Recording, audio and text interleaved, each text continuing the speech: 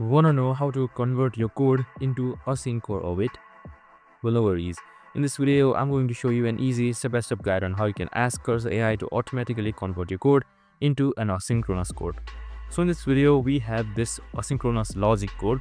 So what we need to do is you need to just simply select the entire code right here. So I have this C# code with me. This seems like that, and then here you can see we get it, just seems like we get it.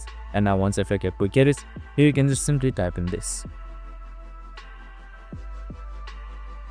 Now just simply select enter, and once you have selected enter, your code should load and it should be right here. And once the code loads, you can just simply select keep in order to keep the code and just simply apply the changes, and that's it. Super simple and easy.